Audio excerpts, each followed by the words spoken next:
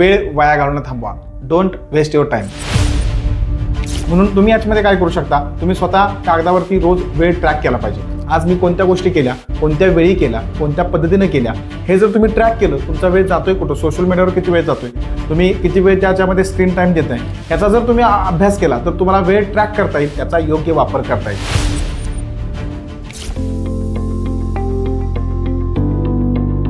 नमस्कार युवक विद्यार्थी मित्रांनो, मी आपला सारथी डॉक्टर संतोष पाटील. युवकांसाठी यशाची वाट या आपल्या पुढच्या व्हिडिओमध्ये सगळ्यांचं स्वागत. आपल्या आजच्या व्हिडिओचा विषय असणारा मित्रांनो, वेळ वाया घालवणं थांबवा. Don't waste your time. मित्रांनो, या विश्वामध्ये दोनच गोष्टी खऱ्या आहेत असं म्हटलं जातं. त्याच्यामध्ये एक वेळ आणि दुसरी ऊर्जा.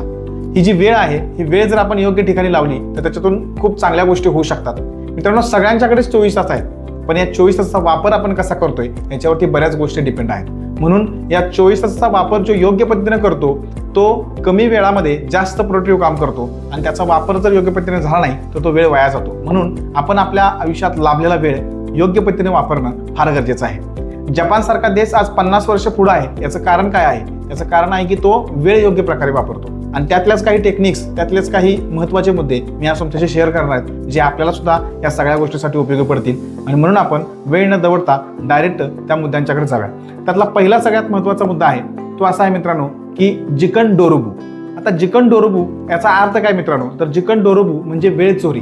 पहिल्यांदा तुम्हाला तुमची वेळ जाते कुठं हे शोधता आलं पाहिजे. म्हणजे आपला वेळ जातोय कुठं, दिवसभरामध्ये आपण करतोय कोणतं काम, आणि त्याच्यामध्ये आपला वेळ जातोय कसा हे शोधलं. एकदा तुम्हाला वेळ कुठं जातो हे कळालं की तुम्हाला त्याचा वेळेचा वापर कसा योग्य करता येईल हे सुद्धा लक्षात येईल. म्हणून ही टेक्निक खूप महत्त्वाची आहे. म्हणून तुम्ही याच्यामध्ये काय करू शकता, तुम्ही स्वतः कागदावरती रोज वेळ ट्रॅक केला पाहिजे. आज मी कोणत्या गोष्टी केल्या, कोणत्या वेळी केल्या, कोणत्या पद्धतीने केल्या, हे जर तुम्ही ट्रॅक केलं, तुमचा वेळ जातोय कुठं, सोशल मीडियावर किती वेळ जातोय, तुम्ही किती वेळ त्याच्यामध्ये स्क्रीन टाइम देताय, याचा जर तुम्ही अभ्यास केला तर तुम्हाला वेळ ट्रॅक करता येईल, त्याचा योग्य वापर करता येईल. दुसरा सगळ्यात महत्त्वाची टेक्निक जी आपल्यामध्ये आहे ती महत्त्वाची आहे, ती जपानी टेक्निकच आहे जी लोक वापरतात. त्याचं नाव आहे इचिबा.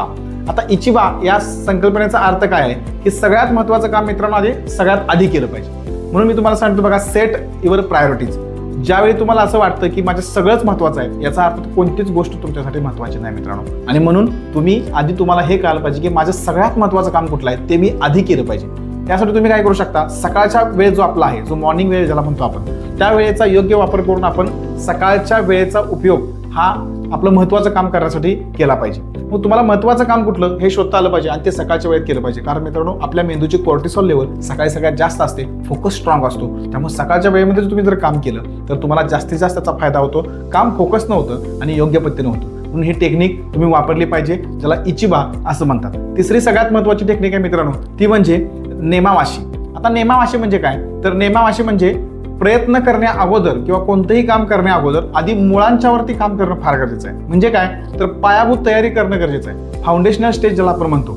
समजा एखादी गोष्ट तुम्हाला करायची आहे. आता एखादा मुलगा सकाळी लवकर उठला आणि आज त्याला काय करायचं हे माहितीच नाही. त्याच्यापेक्षा तुम्ही काय करा, आधीच रात्रीच त्याचं नियोजन करून ठेवा, जेणेकरून तुम्हाला उद्या काय करायचं आहे ह्याच्यावर विचार करायला लागणार नाही. सकाळी उठल्या उठल्या तुम्ही त्याच गोष्टीवर फोकस कराल आणि त्या पद्धतीने काम कराल. म्हणून आदल्या दिवशी 10 मिनिटं कागदावर उद्या मला काय करायचं आहे याचं जर परफेक्ट नियोजन तुम्ही घेतलं मित्रांनो, तर तुम्हाला त्याचा फायदा होणार आहे. आणि तुम्हाला सकाळी उठल्यानंतर मला काय करू हा प्रश्नच पडणार नाही. सकाळी उठल्या उठल्या तुमचं काम सुरू होणार. त्यामुळे हे टेक्निक अत्यंत महत्त्वाचे आहे, ज्याला नेमाशाळी असं म्हटलं जातं, नेमावाशी असं म्हटलं जातं. त्यामुळे हा भाग तुम्हाला अत्यंत महत्त्वाचा आहे. अलीकडे मित्रांनो डिसिजन फटिग नावाची संकल्पना आली आहे. म्हणजे आपल्याला निर्णयच घेता येत नाही. का?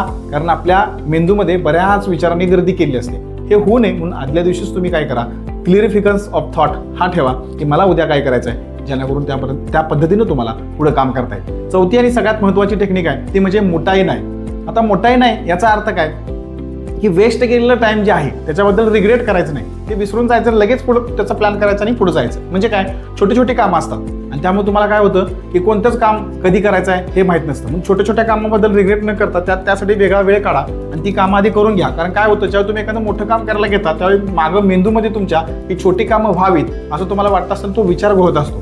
त्याला दुसरा एक शब्द आहे, त्याला असं म्हणतात की झिगार्निक इफेक्ट. आता हा झिगार्निक इफेक्ट म्हणजे काय आहे, तर बरीच कामं मागं असल्यामुळं तुमचं माइंड जे आहे ते त्याच्यामध्ये गुंतून जातं आणि कोणताच निर्णय न घेता येणं, त्याला आपण झिगार्निक इफेक्ट म्हणतो. असं न होता तुम्ही काय करा, ही छोट्या छोट्या कामांची लिस्ट तयार करा आणि त्याला एक सेपरेट वेळ 24 तासामध्ये काढा आणि त्या पद्धतीने ती कामं आधी पूर्ण करून घ्या आणि मग मोठ्या कामाला सुद्धा तुम्ही लागू शकता. त्यामुळं हे अत्यंत महत्त्वाचं आहे. त्याला मोठाही नाही असं म्हटलं जातं आणि हा एक एक खूप महत्त्वाची टेक्निक आहे की ही छोटी छोटी कामं आहेत ती पूर्ण करून घेणं म्हणजे आपला ब्रेन मोकळा होतो आणि परत आपल्याला मोठं काम करण्यासाठी सुद्धा त्याच्यामध्ये वाव मिळतो. म्हणून ही टेक्निक अत्यंत महत्त्वाची. त्याच्यानंतर शेवटची 5वी टेक्निक आहे, त्याला हारा हाचिबू असं म्हणतात. आता हे हारा हाचिबू म्हणजे काय, तर हारा हाचिबू याचा अर्थ असा आहे की 80-20 हा नियम. आता याचा अर्थ काय, तर आपल्या 24 तासामध्ये 80% वेळेचं प्लॅन करा आणि 20% जो वेळ आहे तो स्वतःसाठी राखून ठेवा. आता हा स्वतःसाठी राखायचा आहे म्हणजे काय, तर तुम्ही स्वतःबरोबर असणं फार गरजेचं आहे मित्रांनो. याचा अर्थ असा सुद्धा आहे की या 20% वेळामध्ये तुम्ही स्वतःला वेळ देऊन तुमच्या सेपरेट थिंकिंगला, तुमच्या स्वतःच्या प्रोडक्टिव्हिटीला, स्वतःच्या सर्जनशीलतेला आणि स्वतःसाठी वेळ दिल्यानंतर तुम्हाला एक रिफ्रेशमेंट मिळते. आणि म्हणून 80% तुम्ही प्लॅन करा आणि 20% वेळ स्वतःसाठी राखून ठेवणं गरजेचं आहे, जेणेकरून त्यामध्ये तुम्हाला वेगवेगळ्या गोष्टी स्वतःला थिंक करता येतील, सर्जनशील विचार तुमच्या मनामध्ये येतील आणि असे शांत बसल्यानंतर स्वतःबरोबर तुम्हाला हे विचार नक्की येतात मित्रांनो. अशा बऱ्याच विश्वातल्या संकल्पना या 20% वेळेमध्ये झाल्या आहेत. त्यामुळे तो सुद्धा तुम्ही वेळ स्वतःसाठी राखून ठेवणं फार गरजेचं आहे असं मला वाटतं. आता मित्रांनो, हे सगळं सांगितल्यानंतर मला असं वाटतं की प्रत्येकाकडं 86,400 सेकंद आहेत आणि ह्या 86,400 सेकंदाचा वापर तुम्ही स्वतः कसा करायचा मित्रांनो हे तुम्ही ठरवा. समजा त्यातले 500 सेकंद वाया गेले, म्हणजे आपल्या दिवसाला सगळ्यांना 86,400 सेकंद आहेत, त्यातले 500 सेकंद वाया गेले, तर त्याचा रिग्रेट न करता उरलेले जे वेळ आहे त्याचा वापर करणं गरजेचं आहे. आतापर्यंत झालं त्याच्यावरती विचार न करता पुढे आपण काय करू शकतो आणि त्याचा वापर आपण कसा करू शकतो याच्यावर जास्त विचार करणं गरजेचं आहे. थोडक्यात ह्या व्हिडिओचा सार असा आहे मित्रांनो की टाइम म्हणजे दुसरं तिसरं काय नसून टाइम हे एक वाटप आहे. आता ते कसं करायचं आहे हे तुमच्यावर डिपेंड आहे. ते व्यवस्थित जर तुम्ही केलं तर तुम्हाला त्यातनं चांगलं इप्सित साध्य होणार आहे, तुमच्या देहाला त्याची मदत होणार आहे. दुसरा विषय, टाइम म्हणजे एक ऊर्जा आहे मित्रांनो. आता ही ऊर्जा कशी आहे तुम्हाला माहिती आहे की आपल्या बरोबर ज्या ऊर्जा आहेत त्याच्यामध्ये आपली physical energy, emotional energy, mental energy आणि स्पिरिच्युअल एनर्जी या 4 एनर्जीवर आपण काम करत असतो मित्रांनो. याच्यामध्ये जी फिजिकल एनर्जी आहे ती आपला एक्झरसाइज, विश्रांती आणि योग्य आहार याच्यामधून येते. इमोशनल एनर्जी जी आहे म्हणजे जी भावनिक ऊर्जा आपल्याला जी मिळते मित्रांनो ती आपल्या मेंटॅलिटीवर, आपण स्वतःला काय बघतो काय मानतो याच्यावरती ती येत असते. त्याच्यानंतर आपली जी मेंटल एनर्जी जी आहे ती आपल्या स्वतःच्या विचारानं आपल्याला मिळत असते. आपले विचार भक्कम असणं फार गरजेचं आहे. आणि चौथी स्पिरिच्युअल एनर्जी, आपण स्वतःबरोबर किती प्रामाणिक आहोत, स्वतःबरोबर आपण कसं काम करतोय, इतरांना आपण फसवत नाही ना, या सगळ्या गोष्टीवरती आपल्याला स्पिरिच्युअल एनर्जी येत असते. या 4 एनर्जीवर काम करा आणि ह्या 4 एनर्जी म्हणजेच ह्या वेळ देणं आहे आणि ह्या वेळ त्या 4 एनर्जीसाठी द्या. त्यामुळे तुम्हाला तुमच्या आयुष्यामध्ये सक्सेस मिळणार आहे. आणि तिसरी सगळ्यात महत्त्वाची गोष्ट, टाइम इज मनी, म्हणजे वेळ ही संपत्ती आहे मित्रांनो.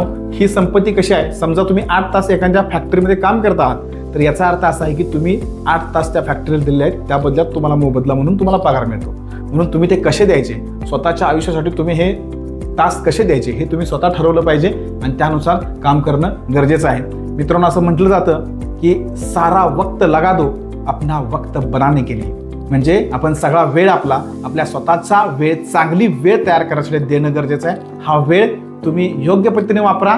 तुमच्या आयुष्यातील ही जी आत्ताचे दिवस आहेत ह्याच्यापेक्षा चांगले दिवस तुमच्या आयुष्यामध्ये यायचे असतील तर हा वेळ योग्य पद्धतीने वापरण्याची टेक्निक तुमच्या आयुष्यामध्ये तुम्ही आत्मसात करा आणि तुम्ही ते नक्की कराल असा विश्वास मला वाटतो. भेटूया पुढच्या व्हिडिओमध्ये आपण एक वेगळ्या विषयावरती. तोपर्यंत धन्यवाद, खूप खूप धन्यवाद.